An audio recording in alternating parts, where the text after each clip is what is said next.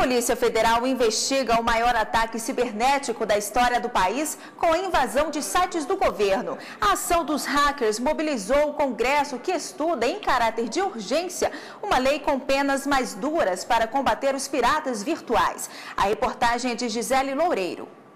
A cada dia que se passa, cresce a onda de ataques de hackers nas mais diversas instituições, sejam elas governamentais ou não. Para derrubar os sites, os invasores fazem várias tentativas de acesso ao mesmo tempo, a chamada negação de serviço. Sobrecarregado, o servidor não pode mais servir a página da internet.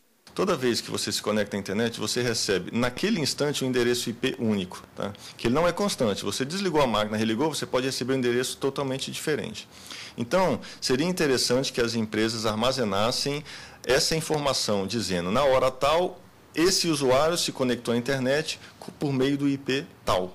E isso seja guardado por um tempo mínimo. Para quê? Quando a gente, da máquina invadida, descobrir um endereço IP do atacante, a gente consiga ir nas empresas que forneceram serviço de internet e solicitar as informações de cadastro de quem utilizou aquele IP naquele momento. Recentemente, um grupo de hackers invadiu sites do governo brasileiro, como páginas da Presidência da República, da Receita Federal e ministérios. Os invasores chegaram a divulgar na internet dados pessoais da presidente Dilma Rousseff e do prefeito de São Paulo, Gilberto Kassab, além de arquivos com supostos e-mails de funcionários da Petrobras. De acordo com o SERPRO, foi o maior ataque sofrido pelo país, com 2 bilhões de tentativas de acesso em um curto período de tempo. A LulzSec Brasil assumiu a autoria dos ataques depois de divulgar informações no próprio microblog. O grupo está ligado à LulzSec, que desafiou o governo dos Estados Unidos. Este especialista explica que os números tendem a aumentar por falta de uma legislação. Mas algumas coisas que acontecem, invasão de usuário, às vezes acontece a partir de uma lan house.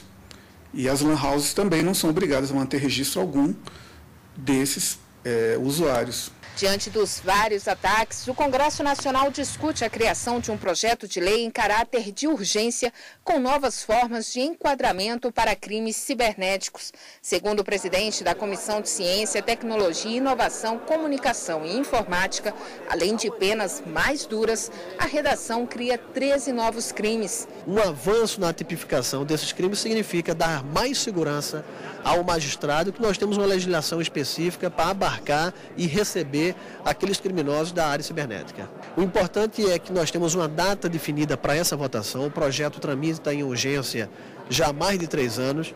Não pode o Congresso Nacional fechar os olhos e, porque não há entendimento, deixar esse projeto na gaveta. O deputado fala ainda sobre a importância do aprimoramento da tecnologia. A questão do aprimoramento tem que ser constante, não só por parte da iniciativa privada, mas, sobretudo, de todas as instituições públicas brasileiras. Bom, e aqui no estúdio a gente recebe o especialista em internet, Jorge Henrique Fernandes. Boa tarde, bem-vindo ao Jornal da Justiça. Boa tarde, Ana. Bom, doutor, se com o passar dos anos aumenta o uso de internet, por que nós ainda não temos uma legislação específica sobre esse tema? É porque o assunto é um assunto, né? Se trata da constituição de um mundo paralelo, que é esse ciberespaço, e que tem formas distintas de comportamento, mas que são similares ao mundo real, e a gente ainda está nessa discussão na sociedade. Agora, o que pode ser considerado crime virtual? Os crimes que são crimes reais, do tipo, eu tive algum dano e foi causado por alguém e eu vou, né, procurar uma reparação desse dano, né? O Estado deve procurar uma reparação desse dano. Só que esse dano ele é causado ou por meio do computador no mundo real, ou então simplesmente, puramente, por meio do computador, atingindo as informações que estão no meio digital. Me dê alguns exemplos, quais seriam os mais comuns? Por exemplo, eu invado, né, um hacker invade a conta de alguém para fazer uma venda pela internet que é uma fraude. A pessoa deposita o dinheiro e a mercadoria nunca é recebida. Então, isso é um crime real feito pelo meio digital. Enquanto que existem outros crimes, que são crimes puramente digitais, do tipo, eu tenho uma informação que eu coloco na internet, né? E essa informação, ela é atacada por um hacker que deturpa e eu perco aquela informação, ou eu sou, digamos assim, difamado pela internet. Isso é um crime puramente digital. Agora, por exemplo, a criação de perfis falsos em sites de relacionamento, que é muito comum. Isso Sim. pode ser considerado um crime? Depende do que você vai fazer com esse perfil, né? Porque a virtualidade permite que você exerça vários papéis distintos. O problema é quando você prejudica outra pessoa usando esse perfil falso. Agora, tendo em vista essa quantidade de crimes virtuais, seria o caso de nós termos delegacias específicas para tratar esse tipo de crime? Aqui no DF nós já temos, né? Isso. A investigação do crime digital, ele exige certas técnicas que não são encontradas facilmente no sistema investigativo atual. Então, é preciso contratar mais pessoas que possam ingressar nesse mundo. Aqui no Distrito Federal, por exemplo, nós temos uma área especializada da polícia que cuida de investigar esse tipo de crime, mas apenas em 11 estados do Brasil é que isso ocorre. Ok. Bom, e vamos agora responder a uma pergunta feita à nossa equipe de reportagem. Vamos ouvir. Meu nome é Eliane, sou monitora. Eu gostaria de saber se o hack pode participar de uma investigação.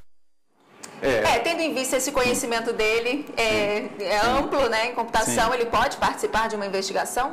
É preciso que se distinga que tem dois tipos de hackers, né? Um hacker ético, que é aquele que utiliza sua habilidade, mas de uma forma previsível e controlada, enquanto que tem aquele hacker não ético que está beirando a criminalidade, por assim dizer, né? Então, se você contactar um hacker ético, provavelmente ele pode lhe auxiliar no processo de investigação.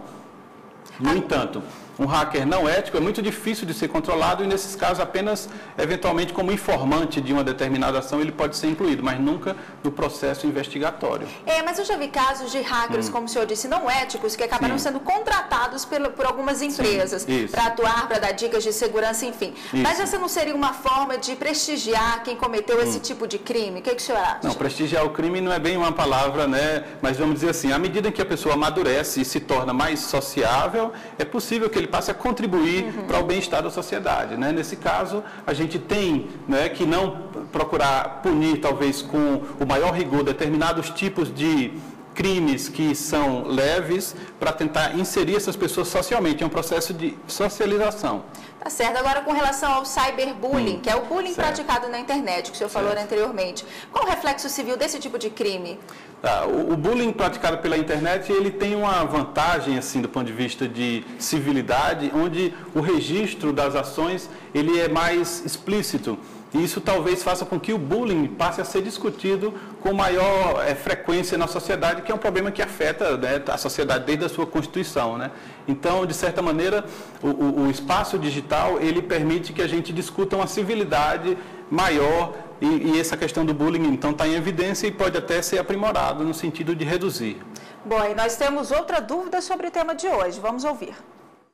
Meu nome é Círio Alves Siqueira, agente administrativo. Gostaria de saber onde é que eu posso denunciar crime virtual. É caso de polícia ou em que ponto um caso como esse pode chegar a abrir um processo na justiça? A polícia especializada em crimes virtuais, né, como eu já disse, existe hoje em 11 estados do Brasil esse tipo de delegacia ou grupo especializado. E no caso específico, o cidadão deve procurar, independentemente da existência ou não, junto ao Estado, junto a qualquer delegacia, mais informações e demandar que o Estado implemente, no caso aí, esses grupos que vão passar a dar mais apoio ao cidadão nesse espaço, né? Agora, e se a vítima ela não conseguir comprovar que foi vítima de um tipo de crime como esse, como é que fica a situação? É o mesmo caso do que ocorre no mundo real, né? Nem todo tipo de crime consegue ser provado, né? Agora, é um processo de entendimento de que o espaço virtual possui tanto valor como o espaço real, ou seja, a informação para a sociedade, ela é um bem muito importante e, portanto, você precisa se precaver com as ações que você realiza nesse ambiente. Bom, e agora temos mais uma dúvida para responder. Confira. Meu nome é Daniele, sou estudante. Eu gostaria de saber se eu for vítima de uma ação de um hack, eu posso ser indenizada? Há essa possibilidade ou depende do caso? Há essa possibilidade. Sempre que há um dano, né, e sempre que há um culpado, você pode exigir uma reparação desse dano junto à justiça, né? Agora, existem 3 elementos que dificultam essa ação hoje no espaço virtual. O primeiro é que, como o crime ou a ação ela é feita na internet que pode estar em outro país ou distante milhares ou centenas de quilômetros de onde você se encontra, é preciso que haja uma articulação entre os sistemas investigativos de vários estados ou de países distintos, né? Isso dificulta e encarece o processo investigatório. Agora, quando o crime ocorre, por exemplo, invasão de conta bancária, furto de roubo de dinheiro da conta, como é que fica essa situação? É o banco que vai ter que indenizar esse cliente que foi prejudicado por causa de uma falha no sistema dele? Isso aí você tem que analisar qual é a relação que existe entre o banco como um prestador daquele serviço e o cliente como um usuário muitas vezes desconhecedor dessa realidade, né? Então, essa relação é uma relação que ainda está sendo constituída. Então, de um lado, os bancos precisam educar os seus usuários ou seus clientes a perceber as dificuldades que tem desse processo, né? E as peculiaridades e as formas em que o crime pode ocorrer.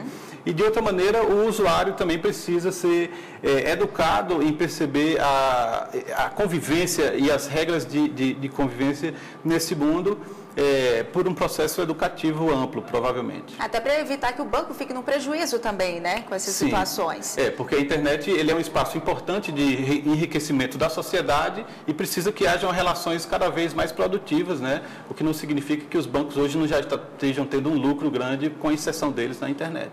Tá certo. Muito obrigada pela participação do senhor e tenha uma boa tarde. Boa tarde. E no próximo bloco, CNJ cria banco de mandados de prisão aberto ao público.